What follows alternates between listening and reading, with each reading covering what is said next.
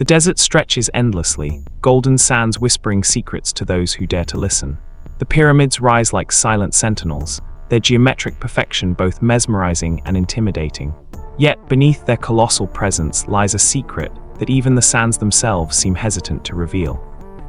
Herodotus, the Greek historian, spoke of it in hushed tones, describing corridors and chambers so vast and complex that he claimed no mortal could fully comprehend them. He called it the labyrinth, a structure of 3,000 rooms, some reaching far beneath the earth, hidden from sunlight and human memory alike. But he also warned of the danger in speaking too openly, of the kind of fear that stems not from walls and stone, but from knowledge that man is not meant to hold. It was not a tomb, though the world around it was obsessed with death. The labyrinth's purpose was not to honor the dead, but to contain secrets. Priests guided officials through the portions visible above ground, careful to conceal anything that might disturb the order they maintained. Visitors who ventured too far, too curious, would vanish from history almost immediately. Their absence was not recorded in the annals of kings or scribes. It was a silence that stretched across centuries.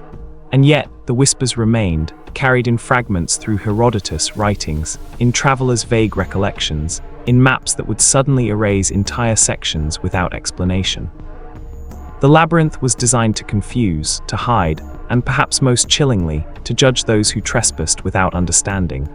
The architecture itself was a mechanism of disorientation. Corridors repeated like echoes of themselves, rooms mirrored one another in careful symmetry, and the faint light that filtered through hidden shafts revealed nothing of consequence. No inscriptions, no hieroglyphs, no divine symbols offered guidance. Instead, the walls seemed alive, reacting to footsteps and hesitation, trapping the mind in a maze of its own expectations. Guards accompanied every visitor not to protect, but to ensure compliance, to maintain the illusion that each corner held its own unique danger. Even Herodotus, for all his skill in observation and documentation, could only capture fragments of what he saw, and fragments are often more dangerous than whole truths. They leave space for imagination, and imagination can quickly become obsession. Half of the labyrinth was above ground, constructed in plain sight, its courtyards and halls serving as distractions for those who wandered too close. The other half descended into darkness, a subterranean web of passageways that swallowed all light and hope. Here, the rooms had no names, no titles, no identifying marks. They existed in silence, their purpose hidden even from those who walked among them. Priests refused to speak of them, deflecting questions with warnings, gestures, and the faintest hint of dread. The underground half seemed to breathe, expanding and contracting with the weight of history and secrecy. To step inside was to leave certainty behind, to surrender to a system designed not to guide, but to erase. Herodotus observed the labyrinth with a mix of awe and terror, knowing that each chamber held knowledge too potent to be casually shared. And though his writings survived, they were incomplete, fragmented, and deliberately vague. Perhaps this was the labyrinth's first and most effective weapon, to leave the mind craving understanding while offering only tantalizing glimpses of the truth. The more he revealed, the more questions arose. Why build something so vast beneath the pyramids? Why conceal it so thoroughly? What fear, what power, or what knowledge required such secrecy? Even now, the labyrinth exists in the shadows of history. Scholars debate, maps omit, and explorers pause at the edges, sensing that some places are not meant to be conquered or fully understood. They are preserved not by decay, but by intent. And as the sands continue to shift, covering and uncovering, the labyrinth waits. It waits for those willing to step carefully, to observe quietly, and perhaps to confront the unsettling possibility that some knowledge is deliberately kept from the world, not because it is lost, but because it is dangerous to know. The air within the labyrinth is different, heavier than the open desert, as though it remembers every step ever taken beneath the stones. Herodotus spoke of halls filled with shadows, corridors that bent back on themselves, and stairways descending into utter darkness. He described courtyards that stretched endlessly, yet somehow felt suffocating, as if the walls themselves were closing in. What made the labyrinth extraordinary was not merely its scale, it was the meticulous care with which it manipulated perception. Above ground, courtyards invited visitors to linger, to believe they understood the structure, but beneath the surface lay a network designed to disorient, to break the mind's reliance on logic and memory. Every corridor was a test, every intersection a trap.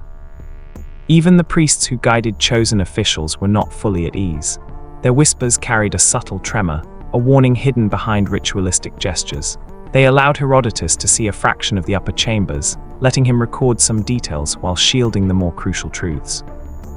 In those glimpses, he noted vast halls supported by colossal columns, corridors lined with polished stone that reflected light in ways meant to confuse, and doors that seemed identical yet led to completely different parts of the labyrinth. Visitors who attempted to map these passages found their sketches unreliable, for the labyrinth shifted perceptually, bending reality to its will. Some rooms were never meant to be entered, and their very existence was communicated only through half-glimpsed walls and unfinished staircases. The underground half of the labyrinth was a different world entirely. Here, sunlight was swallowed at the threshold, replaced by a cold and silent darkness. Walls were unadorned, void of carvings, devoid of divine symbolism. The absence of decoration was deliberate. It amplified the sense of isolation, stripping away the comfort of familiar hieroglyphs and gods. The labyrinthine corridors seemed to stretch farther than any human memory could endure. Herodotus recorded that some paths simply ended, only to continue elsewhere with no apparent logic. For those who ventured too far, the mind would falter, and fear would become their only companion. Even guards, trained and alert, hesitated at the deeper passages. They too respected the unspoken rules of this subterranean world. The design was not only about secrecy, but also about control. The labyrinth had a way of ensuring that only the prepared, the cautious, and the obedient could navigate it without becoming lost, and even they were exposed to subtle psychological trials. Rooms mirrored one another, courtyards repeated endlessly, and narrow stairwells created the illusion of descent that could continue indefinitely. The very architecture seemed to whisper threats, its rhythm designed to unsettle, to make every visitor question their own memory, their own judgment. To step inside the labyrinth was to submit to its silent authority, to understand that human knowledge was secondary to the order imposed by the structure itself. Yet it was not merely an instrument of confusion. The labyrinth was in many ways a vault. Historians speculate on what it contained: records, judgments, evidence of crimes, knowledge too potent to share. Perhaps it held names meant to be erased, truths meant to remain buried. No trace of these objects survived in written form, but their absence was itself a testament to the purpose of the labyrinth. It was a monument to secrecy, a machine for erasing memory, and a warning that some knowledge is far more dangerous than the human mind can safely comprehend. Herodotus's writings survived because he saw only fragments, carefully filtered by those who controlled the narrative. Even now, centuries later, the labyrinth exists in shadows and speculation. Explorers, archaeologists, and historians continue to debate, yet none can claim full knowledge. The corridors remain hidden, the rooms unnamed, and the secrets intact. Each step in the labyrinth, real or imagined, reminds us that some constructions are not built to endure the ages for the world to admire. They are built to endure for those who understand the risk of knowing too much. As one descends deeper into the labyrinth, the world above the desert seems to vanish entirely.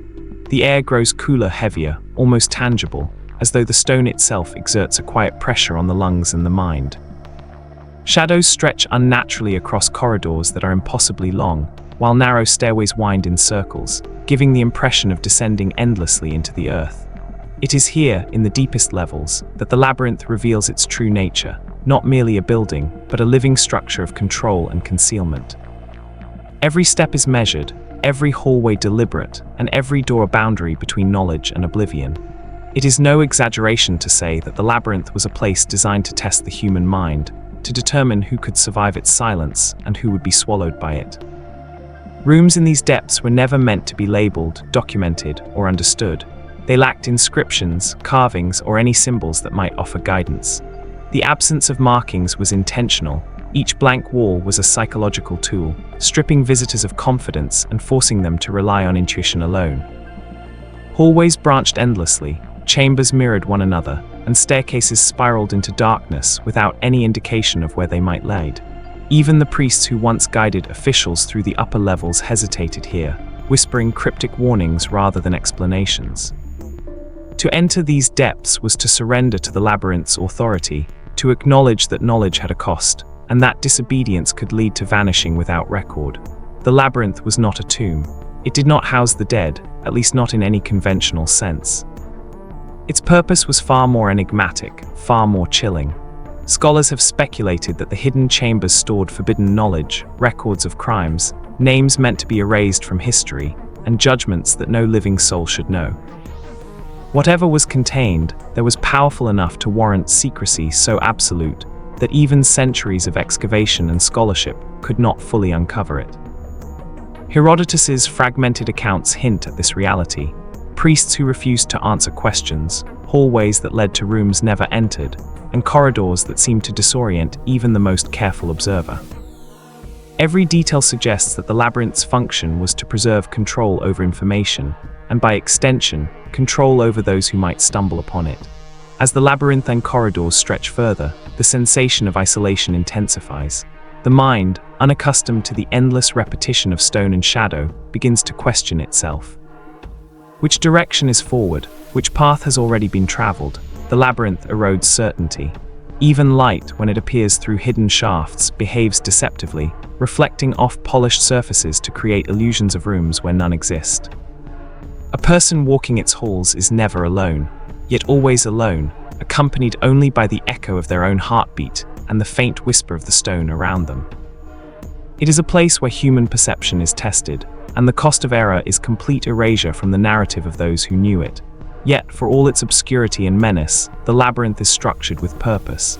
Its complexity is not chaos but design, a deliberate architecture of secrecy. Above, the pyramids draw attention and admiration, monuments to public power. Below, the labyrinth holds the truths that rulers could not afford to be known. Here, knowledge is a weapon, silence a shield, and the very structure itself a guardian of human memory. To witness it is to glimpse the mechanisms of authority and fear intertwined, to understand that some creations are less about awe and more about dominion. Herodotus wrote what he could, but even his careful documentation falls short. We are left with fragments, whispers, and shadows. And it is precisely in that incompleteness that the labyrinth exerts its influence, compelling the imagination to fill the gaps, drawing the curious ever deeper into its story. Those who venture through its corridors, whether in thought or in record, are never quite the same. The labyrinth does not yield its secrets lightly. It is not merely a place beneath the pyramids. It is a challenge to the mind, a puzzle of silence, and a testament to the power of what humanity chooses to hide. Deeper still, the labyrinth begins to reveal its most unsettling characteristic. It does not merely conceal, it controls. Corridors that appear infinite seem to twist in ways that defy logic, leading those who venture too far into areas that feel both familiar and impossible at once. The further one descends, the heavier the silence becomes, broken only by the faint sound of one's own breath echoing against cold stone. It is here that the labyrinth proves itself not as a collection of rooms, but as a mechanism designed to test, to disorient, and to judge. To step into these depths is to surrender not just to darkness, but to the invisible hand of an intelligence that anticipates every hesitation and every misstep. It is said that some doors within the underground network were sealed abruptly, without ceremony or explanation. These closures were unlike any ordinary act of construction or preservation. They were deliberate and precise, as if the structure itself demanded obedience. People who had entered beyond these thresholds often disappeared from all records, their presence erased as thoroughly as if they had never existed. The labyrinth was not built for the curious, nor for those seeking glory, it was built for control. Even Herodotus, careful and astute, could only glimpse fragments of its true design, and those fragments hint at a vast and terrifying order. The more one attempts to piece together the pattern, the more it eludes comprehension, leaving only questions and the creeping realization that some things were never meant to be known. Above ground, the pyramids served as monuments to the world, commanding awe and reverence. Below, the labyrinth functioned in secret, holding the knowledge, the judgments, and the records that rulers could not allow to be public. It was a place of power invisible to most eyes, a network that stored human memory as much as stone, and perhaps even decided the fates of those whose actions were deemed dangerous or forbidden. Each room, hallway, and corridor contributed to this purpose. Every design choice, the repetition of chambers, the mirroring of halls, the unmarked passageways, was calculated to preserve control over what could be seen, remembered, or spoken aloud. What was contained within these chambers remains a matter of speculation, yet the silence surrounding them speaks volumes. Scholars and explorers who later attempted to map the labyrinth found their work incomplete, often abandoned or mysteriously curtailed. Excavation projects paused, areas became restricted, and workers reported phenomena that defied explanation. Some paths seemed to vanish, as if swallowed by the stone itself, while others led to rooms that no maps recorded. Modern attempts to uncover the labyrinth only reinforce the idea that certain knowledge is guarded by more than walls. It is protected by history itself, and by those willing to enforce that secrecy. Even centuries after Herodotus' account, the labyrinth continues to challenge understanding. Its corridors are silent witnesses to events that cannot be verified, its chambers hide truths that may never be confirmed. And yet, the structure exerts a subtle pressure on the imagination.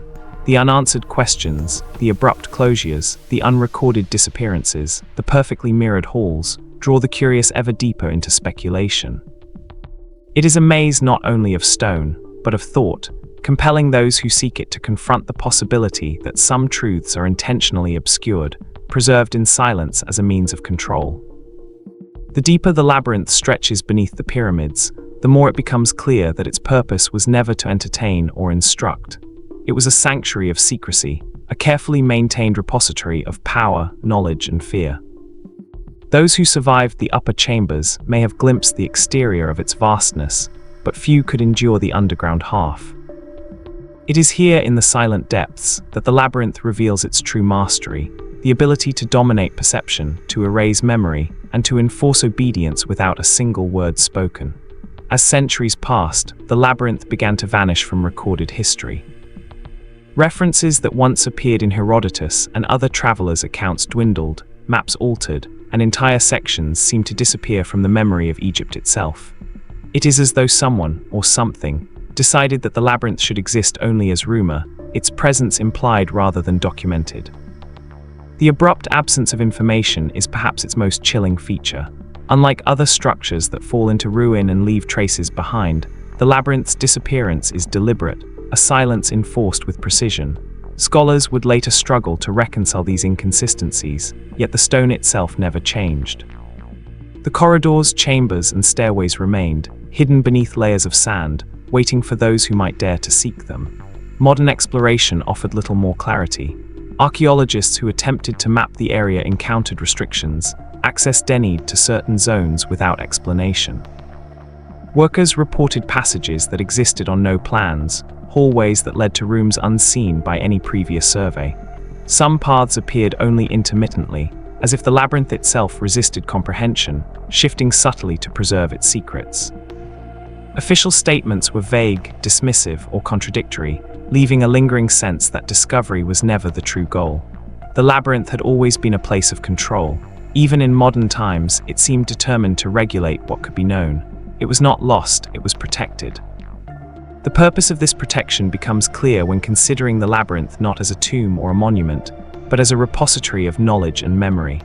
Scholars speculate that it may have contained records of crimes, judgments, and names that rulers did not wish to survive in the public consciousness. It may have housed knowledge too dangerous to share, truths that could disrupt power, influence, or belief. Each room, corridor, and sealed chamber was part of a carefully orchestrated system designed to maintain secrecy. Even Herodotus' fragmented account hints at this. Glimpses of halls, courtyards, and chambers shown only partially, whispers of doors never opened, and a pervasive warning against excessive curiosity. The labyrinth did not merely protect information, it dictated who could approach it, what could be seen, and what would be remembered. Above ground, the pyramids drew attention, inspiring awe and admiration. Below, the labyrinth functioned in quiet contrast, its influence invisible but absolute. The labyrinth is not simply a building, it is a mechanism, an architecture of control, a living testimony to the power of secrecy. Those who entered its depths were never entirely safe, nor fully free. The repetition of rooms, the mirroring of corridors, and the unmarked passageways served to disorient, intimidate, and control. The structure itself was a silent authority, ensuring that only the prepared and obedient could navigate it without being overwhelmed. Even now, the labyrinth exists in shadow, its full scale unknown. Explorers, historians, and archaeologists continue to debate, yet none can claim definitive understanding. Its corridors, stairways, and chambers remain hidden, unnamed, and unrecorded. And perhaps that is precisely the point. Some knowledge is too dangerous to be fully revealed, some truths too powerful to survive casual observation. The labyrinth endures not because it is visible, but because it is maintained, a careful orchestration of stone, shadow, and secrecy. Its existence challenges assumptions, inviting the curious to wonder what might lie beneath the surface of recorded history. Every fragment, every whisper, every incomplete map reminds us that some constructions are more than architecture. They are statements, exercises in control, and guardians of truths too potent for ordinary understanding. The labyrinth beneath Giza is one such place, preserved in silence and shadow, compelling those who seek it to confront the limits of knowledge and the weight of forbidden discovery. As one contemplates the labyrinth, it becomes evident that its purpose extended far beyond hiding stone and corridors. This was not merely an architectural marvel, it was a mechanism of control, a repository of human knowledge and memory that sought to determine what should survive and what should vanish. The sheer scale of the structure is intimidating enough, but its most profound power lies in subtlety, the way it shapes perception, manipulates expectation, and commands obedience without a single spoken threat.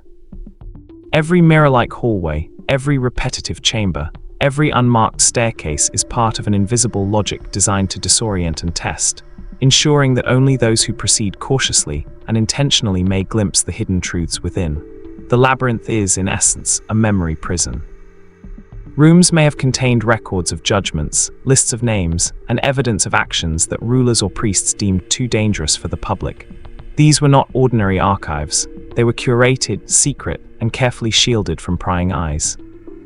Herodotus glimpsed portions of the upper halls, but the subterranean chambers remained inaccessible to him, their purposes hinted at only through whispers and fragments.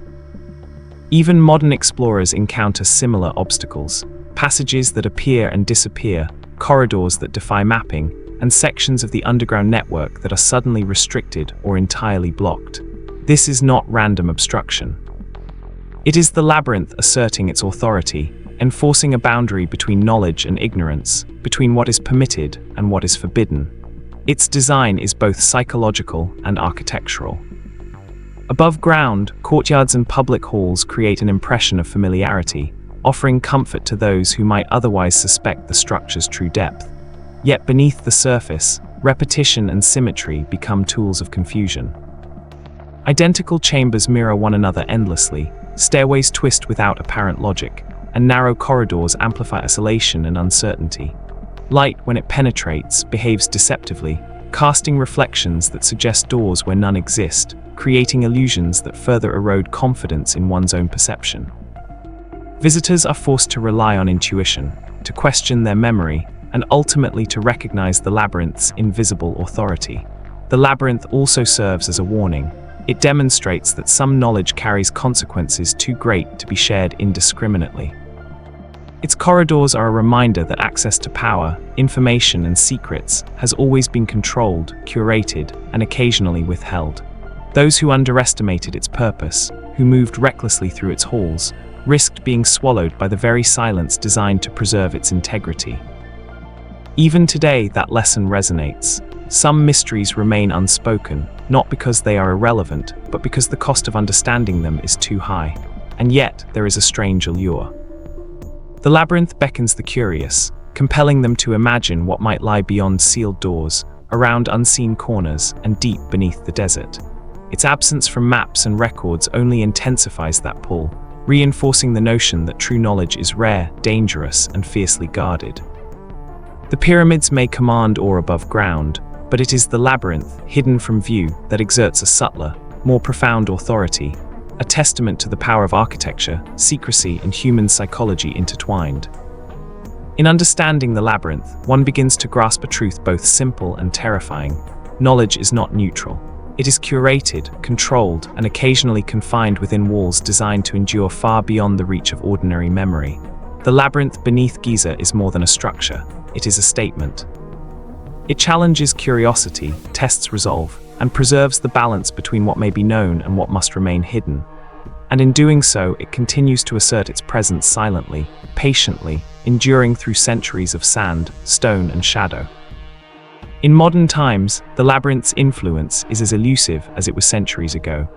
Archaeologists and explorers who attempted to map or uncover its depths often found themselves thwarted by both circumstance and subtle forces. Excavation projects paused abruptly, restricted zones were enforced with bureaucratic precision, and workers spoke of corridors that shifted or appeared where no plan indicated. Some claimed to have glimpsed rooms that vanished when approached too closely, or hallways that looped back on themselves in ways that defied logic. The labyrinth, it seems, retains control even over those who study it, enforcing boundaries without violence, silently reminding the world that its secrets are not easily revealed. The restrictions imposed on modern investigations are enigmatic, but they reinforce the labyrinth's psychological mastery.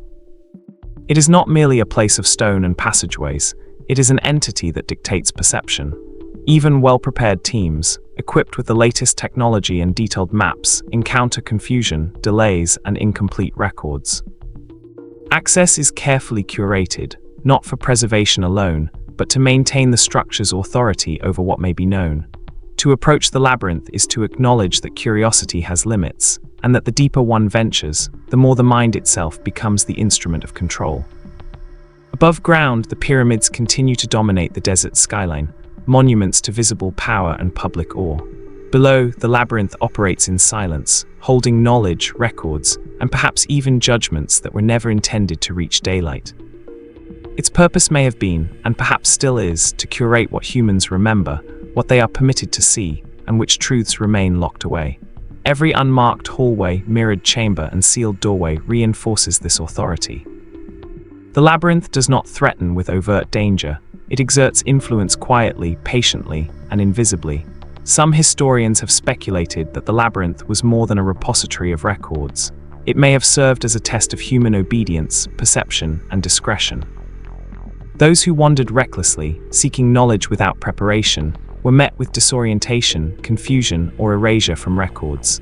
Knowledge in the labyrinth was a privilege, not a right, and the structure itself enforced this hierarchy. In its quiet, unwavering way, it demonstrated that the control of information has long been intertwined with power, fear, and secrecy. Even today, the labyrinth exerts a subtle but undeniable pull on the imagination. Its absence from maps and the limited information available make it irresistible to those seeking discovery. Each half-glimpsed corridor and every fragmented record suggests more than the visible evidence could ever convey. The human mind fills the void, conjuring possibilities, imagining horrors, or glimpsing truths too dangerous to confront fully. And in doing so, it participates in the labyrinth's design, reinforcing the very secrecy that has preserved it for millennia. Ultimately, the labyrinth is not merely a relic of the past, it is a demonstration of enduring control. Through its architecture, its design, and its careful curation of knowledge, it commands attention while withholding answers, shaping perception without the need for violence or proclamation. The pyramids may draw the eye, but it is the hidden labyrinth that shapes thought. Its corridors, chambers, and sealed doors are a testament to the power of silence, the weight of hidden knowledge, and the extraordinary lengths civilizations will go to protect what they deem too dangerous for public understanding. The labyrinth beneath Giza remains a challenge and a warning. Those who seek it do not merely navigate stone, they navigate psychology, perception, and history itself. To step inside, whether physically or intellectually, is to confront the unsettling realization that some knowledge is deliberately concealed, and that the pursuit of understanding can carry consequences far greater than mere failure. The deeper truth of the labyrinth is revealed not through its stone and corridors, but through the intent behind its design. This is not merely a building or a hidden archive, it is a manifestation of control, a system that dictates who may see, remember, or understand. Every element, from mirrored chambers to stairways that twist endlessly, is a calculated measure to preserve authority. It does not scream its power, it whispers, subtly bending perception and ensuring that those who enter leave altered, aware that knowledge has a price. Historians have long speculated about the contents of the labyrinth, yet speculation cannot replace certainty. It may have held records of judgments, evidence of crimes, lists of names meant to vanish, and knowledge deemed too dangerous to expose. The upper chambers, glimpsed by Herodotus and carefully documented in fragmentary accounts, were only the surface. The subterranean half, inaccessible to ordinary observers, may have stored the most potent secrets, truths that rulers sought to control, conceal, or erase entirely. To enter these depths was to confront the weight of forbidden memory, to witness knowledge deliberately kept from humanity. The psychological mastery of the labyrinth is its most formidable feature. Visitors are disoriented by repetition, misled by identical chambers, and challenged by unmarked stairways. The architecture itself tests perception, judgment, and patience. Even light behaves unpredictably, casting reflections that create illusions of hallways and rooms that do not exist. One begins to understand that the labyrinth is not designed to be conquered. It is designed to teach, to warn, and to filter those who pursue knowledge without caution. Obedience, attention, and respect for boundaries become the only tools for navigating its depths safely. Modern attempts to study the labyrinth reinforce the notion of deliberate concealment. Excavations often halted abruptly, access to certain areas denied without explanation, and workers reported anomalies that could not be mapped. Rooms appeared where none should exist, corridors defied architectural expectation, and passages looped back upon themselves. Even in contemporary times, the labyrinth exerts its authority, reminding explorers that discovery is never neutral. It is not simply a relic, it is a structure that demands recognition, respect, and careful consideration before one can approach its mysteries. Above ground, the pyramids serve as monuments to visible power, drawing attention and admiration. Yet below, the labyrinth wields subtler authority, shaping understanding through absence and concealment. The contrast between the visible grandeur of the pyramids and the hidden mastery of the labyrinth is deliberate. One entertains the eye, the other challenges the mind. Knowledge in this subterranean realm is not a right. It is earned, filtered, and sometimes denied entirely. This deliberate design demonstrates the extraordinary lengths civilizations have gone to preserve control over information, over memory, and over the perception of those who would seek it. The labyrinth is more than architecture. It is a system of preservation and erasure, a psychological and historical instrument intertwined. Its corridors teach caution, its chambers enforce discipline, and its sealed doors preserve secrets that human society may not be ready to confront. Those who encounter it, whether through records, fragments, or imagination, participate in its design. They navigate uncertainty, confront their assumptions, and realize that knowledge is not merely discovered, it is earned and sometimes denied. In the end, the labyrinth is a warning, a testament, and a mystery.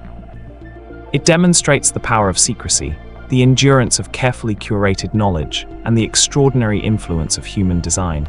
To step inside, physically or intellectually, is to recognize that some truths are deliberately hidden, that memory can be controlled, and that the pursuit of understanding carries risks greater than failure. The Giza Labyrinth endures, silent, concealed, and absolute, a place where human curiosity meets its ultimate test. The labyrinth beneath Giza, hidden and forgotten by most, continues to exert its quiet authority. Even in the absence of direct observation, its influence is undeniable. Every fragment of historical record, every map that omits its deeper chambers, every whispered account all point to a deliberate effort to preserve secrecy. The structure was never meant to be conquered or fully understood. Its corridors, stairways, and chambers were crafted to shape perception, to challenge assumptions, and to filter human curiosity with an almost surgical precision. To enter, whether physically or in the mind, is to acknowledge that some knowledge carries weight far beyond ordinary comprehension. Above, the pyramids dominate the landscape, commanding awe and admiration, drawing attention away from the hidden depths below. The labyrinth operates in contrast, unseen, subtle, and absolute. It is an instrument of control that extends across centuries, regulating what is remembered, what is accessible, and what is deliberately obscured. Modern explorers and scholars may approach its boundaries, but even with technology and expertise, the labyrinth resists full mapping. Hallways vanish, rooms appear unexpectedly, and corridors loop back upon themselves, as if responding to the presence of the observer. In this way, the labyrinth is not merely a structure of stone. It is a system that interacts with the mind itself, enforcing boundaries that are both physical and psychological. Speculation about the labyrinth's contents continues to intrigue historians and archaeologists. It may have held records of crimes, judgments, and forbidden knowledge, all preserved with meticulous care. It may have been a vault for information deemed too dangerous for common understanding.